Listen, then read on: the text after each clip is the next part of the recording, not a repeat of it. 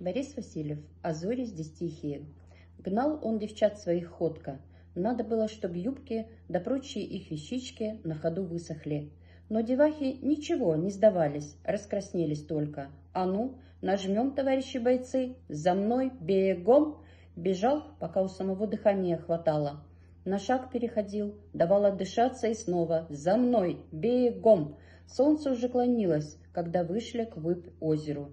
Тихо плескалось оно, а валуны и сосны уже по-вечерними шумели на берегах.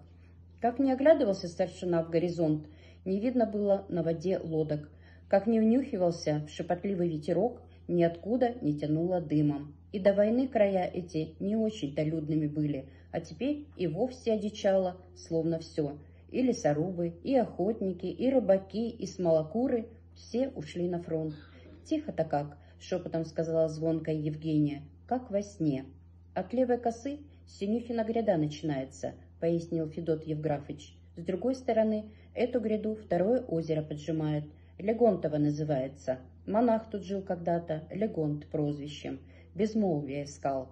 Безмолвия здесь хватает, вздохнула Гурвич. Немцам один путь, меж этими озерами через гряду. А там известно что. Бараньи лбы да каменья с избу. Вот в них-то мы и должны позиции выбрать. Основную и запасную, как тому устав учит. Выберем, поедим, отдохнем и будем ждать. Так что ли, товарищи красноармейцы? Примолкли товарищи красноармейцы, задумались. Борис Васильев. А зори здесь тихие. Теперь Рита была довольна. Она добилась того, чего хотела. Даже гибель мужа отошла куда-то в самый тайный уголок памяти. У нее была работа, обязанности и вполне реальные цели для ненависти. А ненавидеть она научилась тихо и беспощадно. И хоть не удалось пока ее расчету сбить вражеский самолет, но немецкий арестант прошить ей все-таки удалось. Он вспыхнул, съежился. Корректировщик выбросился из корзины и камнем полетел вниз. «Стреляй, Рита, стреляй!» – кричали зенитчицы. А Рита ждала, не сводя перекрестия с падающей точки. И когда немец перед самой землей рванул парашют, уже благодаря своего немецкого бога, она плавно нажала гашетку. Очередь из 4 стволов начисто разрезала черную фигуру.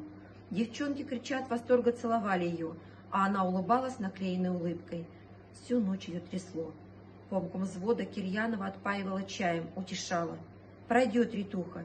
Я когда первого убила, чуть не померла, ей-богу. Месяц снился, гад». Кирьянова была боевой девахой. Еще финскую использовала санитарной сумкой не 1 километр передовой. Имела орден. Рита уважала ее за характер, но особо не сближалась.